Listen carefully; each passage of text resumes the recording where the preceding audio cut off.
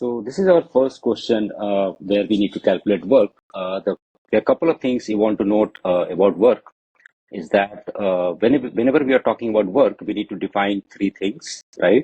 The number one thing you want to define about the work is which force is doing the work or who is doing the work, okay? So which force, so we have to keep in mind that where is my force and which force we are talking about, especially when there are more than one forces acting on a body, okay? So which force is doing the work? And second thing, you need to find that how the point of application of force is moving, okay?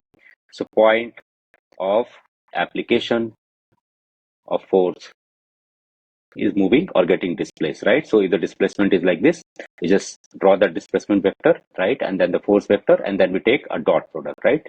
My work is simply F dot the displacement, okay? And in a simple term, it is F d cos theta, where theta is an angle between the force and the displacement. If both of them are in the same direction, which means my theta, right? So if this is the force in this direction and displacement is also in this direction, the theta will be 0. So cos 0 will be 1. So in that case, we can simply multiply and find the value of the work, and it is a scalar quantity, right? So we just need to keep that in mind, and the unit is going to be Newton and meter.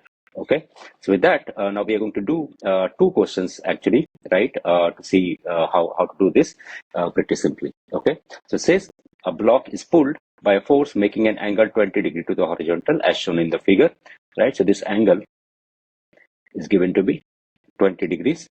Find the work done by the pulling force, right? So see how nicely the question is mentioning work done by the force. Which force? The pulling force, right? So we identify our force, which is actually acting like this, right? It has a magnitude of 25 Newton, right? It is acting 20 degrees to the horizontal, okay?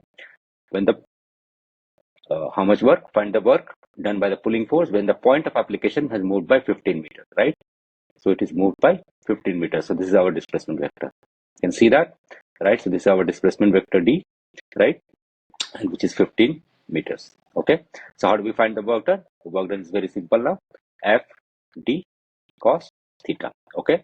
So F is given 25, D is given 15, right? All of them are proper Newton and meter unit, right? So my unit is going to be Newton meter, and the angle between the force, as you can see, this is our force and this is our displacement, is 20 degrees, right? So it is going to be cos 20.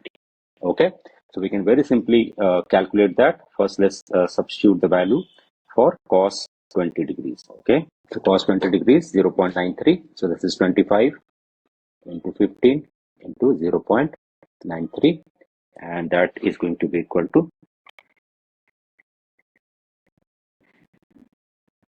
352 Newton meter. Okay, so that's how we find, right? So now let's look at the problem number 3, right? Which is a block of mass m, right? So let's switch. A block of mass m slides down an inclined plane, a distance d, as shown in the figure, right? So it slides along the inclined plane, right? So it is sliding along the inclined plane. So this is the displacement, okay? And this displacement is d, as shown in the figure. The inclined plane makes an angle theta to the horizontal. Determine the work done by the normal force, right? So we are going to focus only on the normal force. Fine. So as you know, the normal force always acts perpendicular to the where it is touching, right? So this is the direction of the force which is going to act all the time, right? As the block is sliding down, at all the time, this force is going to be normal, okay? And my displacement, the point of application of normal force, is going to move like this by a distance d. What is the angle between them? It is 90 degrees, right? So it is actually acting perpendicular, right? So we can simply find the work is going to be the force into displacement cos theta. The force here is normal force N, right? And D is my displacement, and this cos theta is cos 90. And as you know, cos 90 is 0. So this is going to be equal to 0, right? So there is no work actually done by the normal force, right? In fact, all the work is getting done by the gravitational force, right? Which has a projection in this direction, which is mg sin theta, right?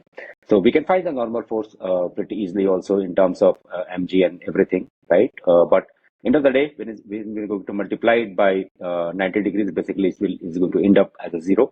But just to complete it, I will find it for you, right? So this is the block, This is our normal force direction. This is our mg.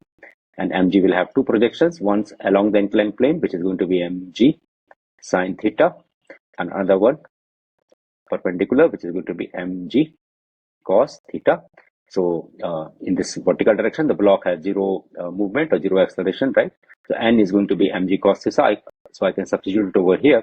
That's going to be mg cos theta into d, and again cos 90 0. So it is going to be 0. So answer is same, but I'm just clarifying that the normal force you can find like that. Okay. So keep in mind which force is doing the work is the key, and then you just put the force in the right direction with the vectors, and accordingly look at how that point of application of the force is moving, and that is going to be your displacement, and then simply use the formula ft cos theta, right? So that's how we find work, and the unit for this is Newton meters.